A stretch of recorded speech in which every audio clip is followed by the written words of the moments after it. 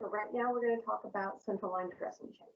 So central line dressing change and PICC dressing changes are pretty much exactly the same, except the only difference is a PICC dressing change has this stabilization device. So I'm going to be showing you a PICC dressing change because we feel that if you could do it with the stabilization device, you can do it without. So before you even walk into your patient's room, you're going to need a couple of items. First one is the MMH dressing and change kit. It's in the Omnicell, and you'll use the same one for PICC and for central line. If you're doing a PICC dressing change, you're going to grab this one that says PICC. The one for central line sits right next to it, and it just looks like a giant tegaderm. Looks like this dressing, just without the stabilization device. You're also going to need a bio patch. Right now, we have to grab them separately, but they are talking about putting the bio patches into our dressing kit. So if that happens, you won't need to grab this, but currently you do still need to grab a bio patch. You may need to grab mastitol or detachol. So if your dressing has an M with a circle around it on there, you're going to need detachol because that will dissolve the mastitol. If you were changing this PICC or this central line dressing and it's been less than 7 days, or the patient's really hairy or they're really sweaty, you might need mastitol to be able to keep that dressing in place. You will also need to have a mask for your patient, a mask for yourself, and a pair of sterile gloves. So oncology also uses some of this tape to tape the lines kind of secure so that you don't have to chase them around the chest as you're cleaning it. So I have a piece of tape as well. So we're going to walk into the patient's room. Obviously, I'm going to introduce myself and wash my hands. I'm going to remove any rings, watches, or bracelets that might impede my sterile technique. Okay, take them all off. I've done hand hygiene. I'm going to go ahead and at some point, we might not be wearing masks all the time, so I'm going to mask myself.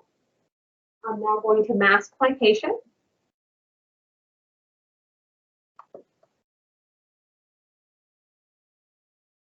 Turn their head away from me.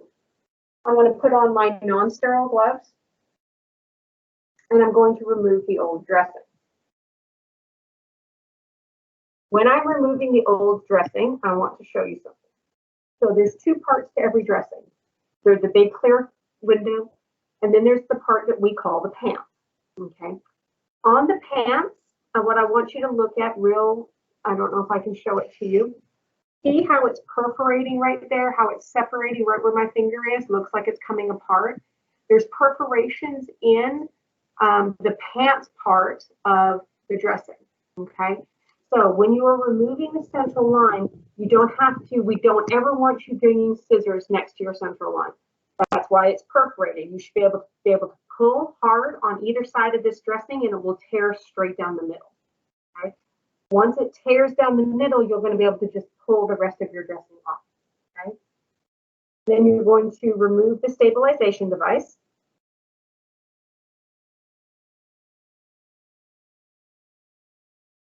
And then this part is not, you don't have to do this next part, but I like it. Take a small piece of tape and loosely tape over top of the lines so that when I'm going to clean, I don't have to chase them around the chest. I'm then going to remove my gloves. I'm going to do hand hygiene, and I'm going to come back to my setup. Okay. So when I am setting up, depending on whether you're right-handed or left-handed. So I'm a right-handed person. My dressing kit is going to be on the right-hand side. If you're a lefty, then it's going to be over here. You want the dressing kit that you're going to be constantly going into next to your dominant hand so you're not reaching over your sterile dressing. So I'm going to open up my dressing.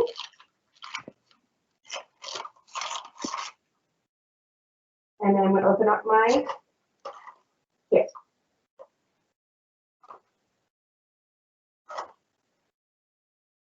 Now, you have a choice. You have a drape here. You can either put on your sterile gloves now to manage the drape, or you don't have to. The drape is meant to protect your central line from getting anything leaping onto it in a sense, okay? So A lot of times our central lines are up right subclavian, so up here. We always have people's hair or beards or something there. So the drape is used to kind of hold everything back so that you don't have that loose thing leaping onto your central line. If it's a femoral line, you're going to obviously cover the perineum. You could use that drape to cover anything. Maybe somebody's got a wound vac in. You want to cover that wound vac so that infection doesn't leap up to your central line. Might be somebody with a long beard and you're really trying to cover that up. It could be anything that you want to protect from infecting your central line. So I'm going to say it's because my patient has a lot of hair. So I'm going to go in without my sterile gloves on. So just like when you grab the drape or Foley, I'm going to grab the corner and bring it up. No supermanning, just lightly open it, okay? Maybe. No, it'll work. And now I'm going to, I still only have, remember, it's still a sterile drape, so you can't manhandle it. I'm going to take my two corners and I'm going to say it's because my patient has a lot of hair. So I'm going to put this over their hair and make sure that it's not going to infect my central line.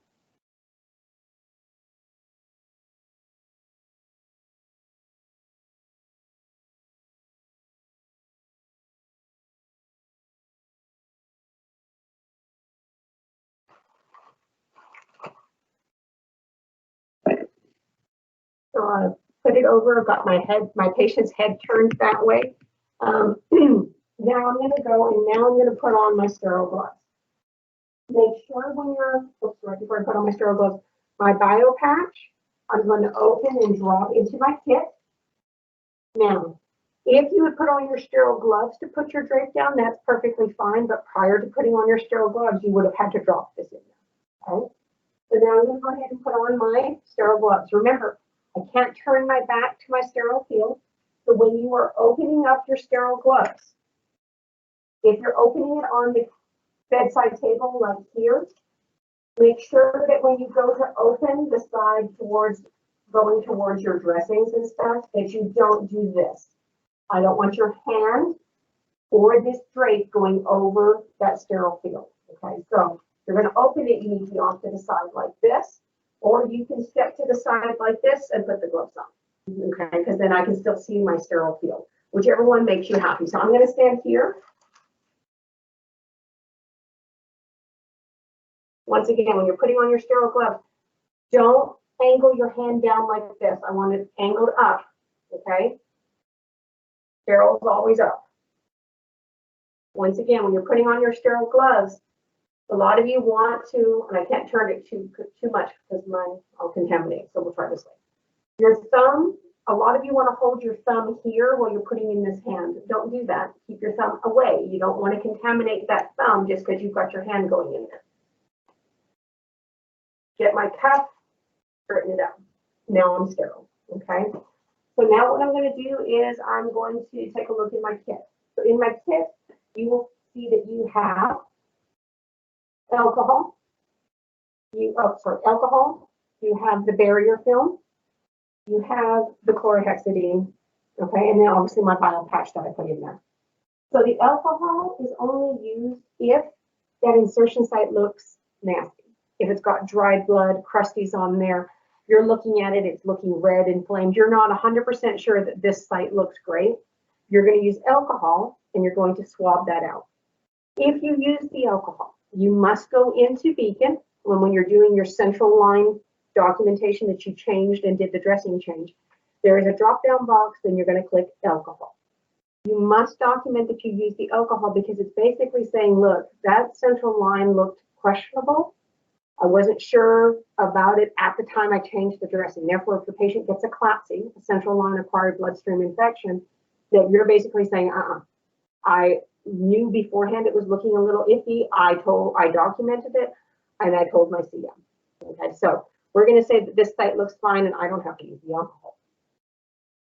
So what I'm going to do is I'm going to take my chlorhexidine, snap, crackle, pop, right, scratch it.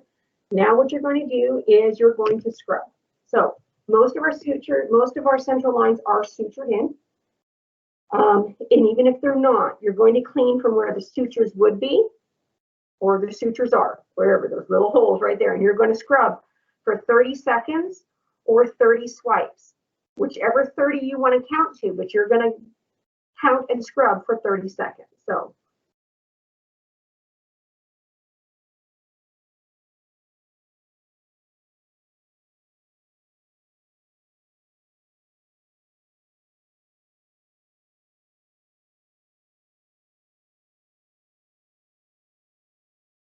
notice I wasn't doing circles and I was scrubbing vigorously. Wasn't scrubbing where I'm going to take the skin off, but you can't just do the light little touches because it's the friction that kills. So once I've done 30 seconds suture line down, now I'm going to do 30 seconds suture line up. All right. So once again, 30 seconds or 30 swipes, whatever makes you happy. When you go to scrub, you're scrubbing the top and the bottom of the lines. Okay, so you must get underneath it. Notice when I went to go underneath how I moved my hand to the end of the stick and that my sterile hand is not near the skin. So I'm scrubbing.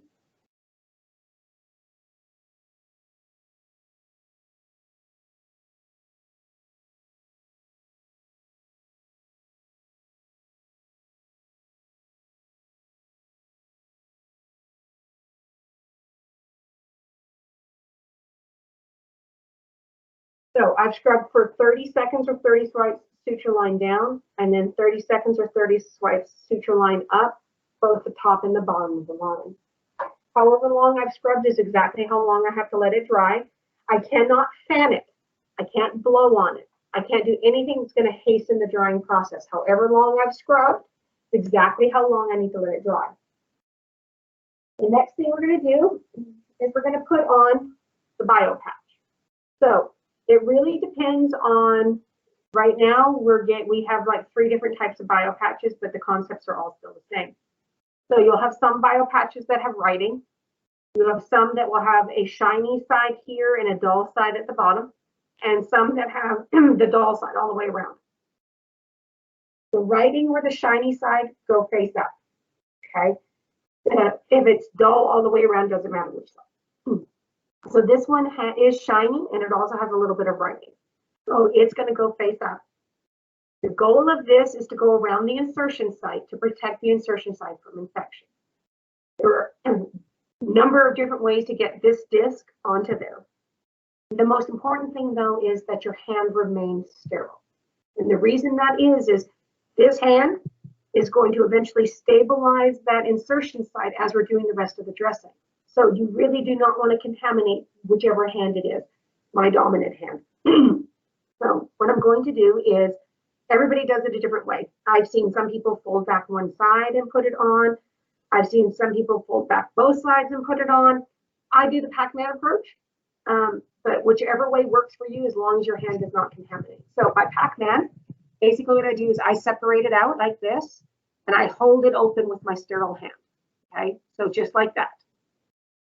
And then I'm going to come in at the top. I'm going to go down to where my insertion is, and I'm going to lay it down. Notice I've moved my fingers out of the way, and my fingers have not touched the skin. My disc is in place.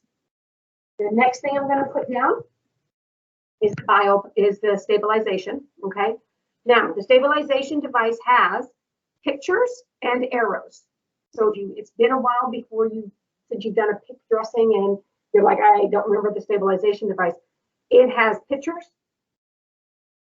What we're going to do, remember, this hand has to remain sterile.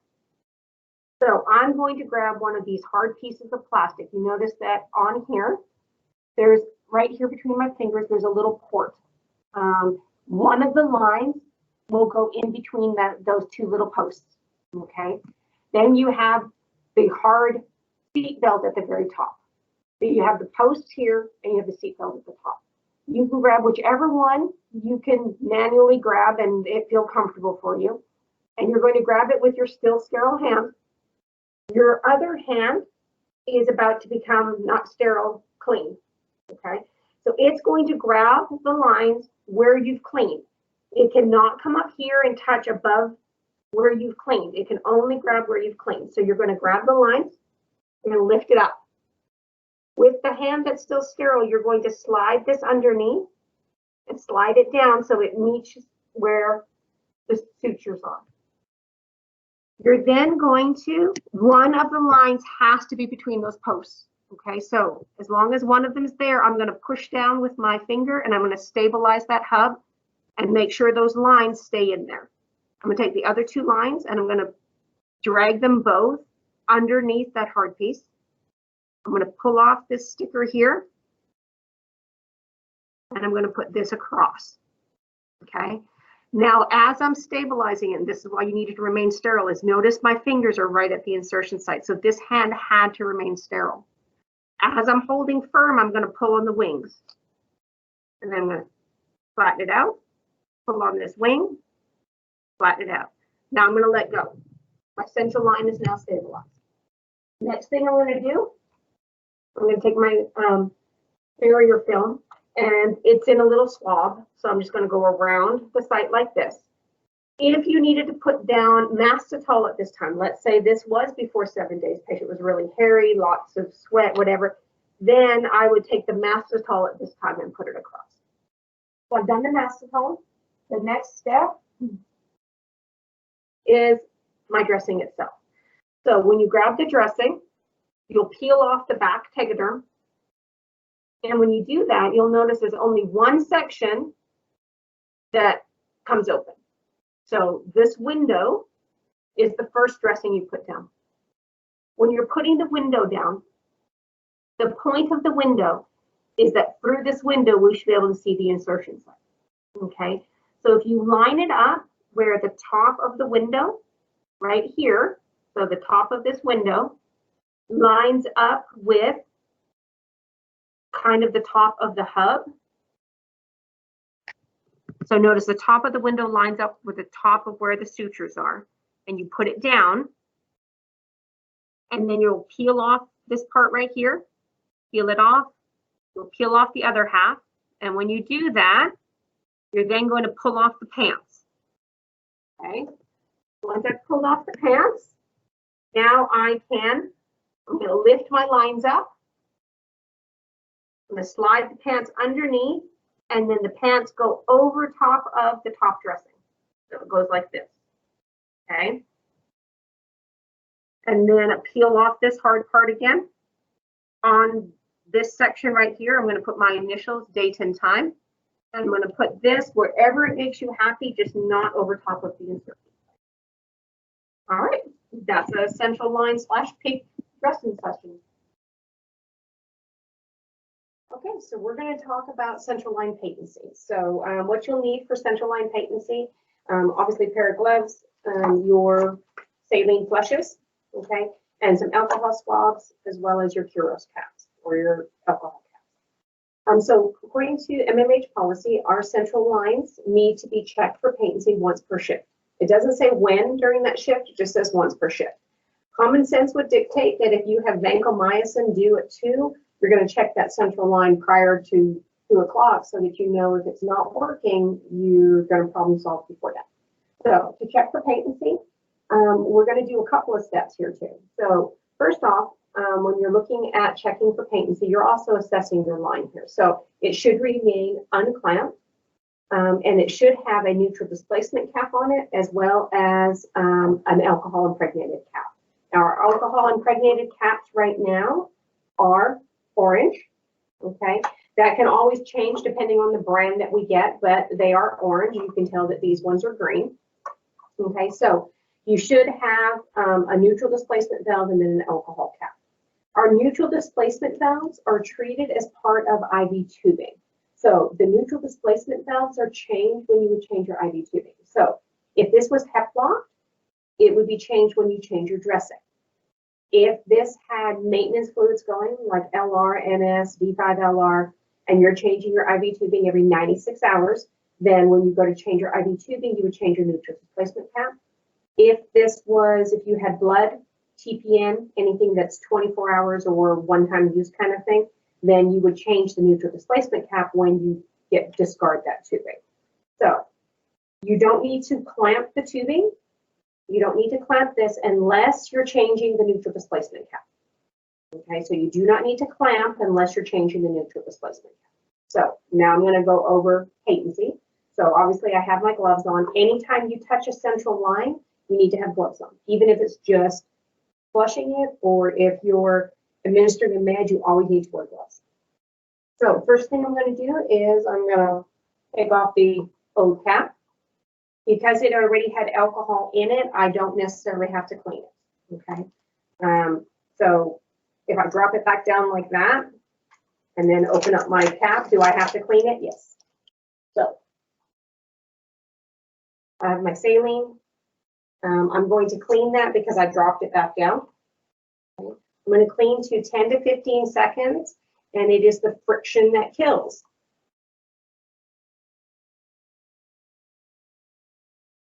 So I've cleaned that line. I'm going to take off the cap to my saline.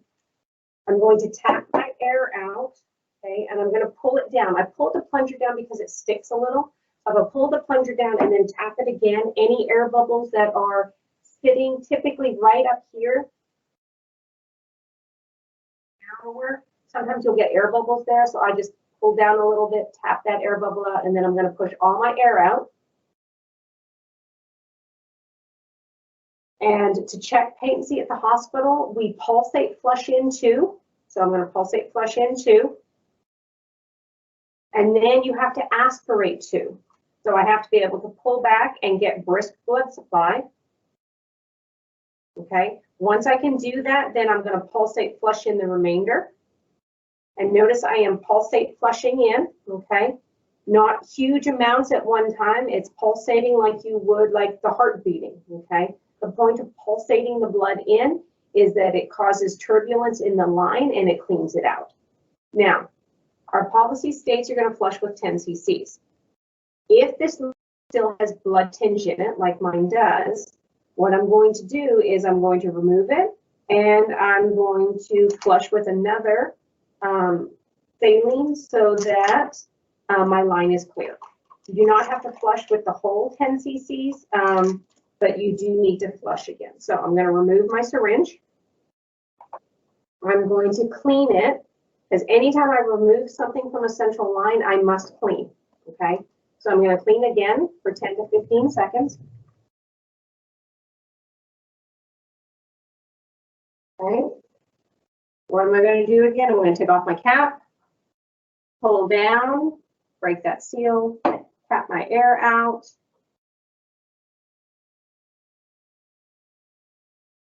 And then I'm going to attach, and I'm going to pulsate flush. The second syringe, I'm just pulsating flush in to make sure that my line is clean.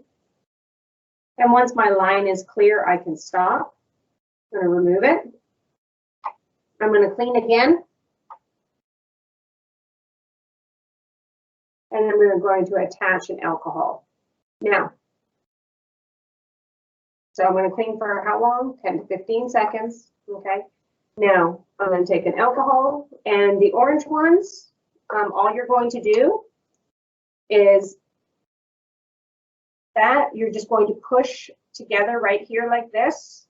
You have to push it in and then twist it, okay? It's not just a twist, you have to push a little, and then you should have an orange cap on there.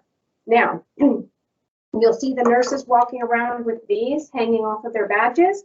They were designed so that the orange caps don't fall out, okay? So, or you can have this hanging so that it's nice and convenient right there, okay? The other thing with the line, let's say I'm going to show you to change out that neutral displacement cap, and then I'll show you the other end of the alcohol. So if I had to change out this neutral displacement cap,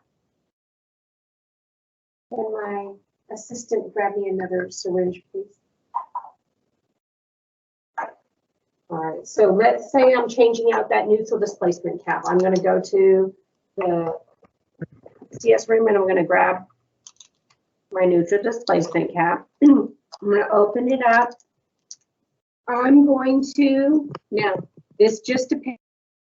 Our preference is that you clean it.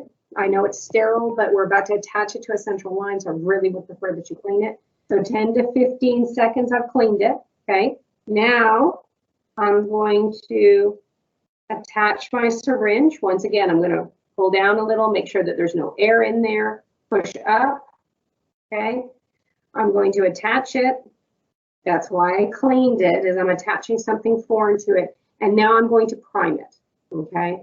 Doesn't take a lot, but there is enough air in there that you want to make sure you get rid of that air before you're attaching it to your central line, okay? So now I'm removing my old neutral clamp. I'm going to clamp, okay? So I've clamped it, going to remove it here. I'm going to clean that hub for 10 to 15 seconds. Everything is 10 to 15 seconds, okay? I'm going to clean it.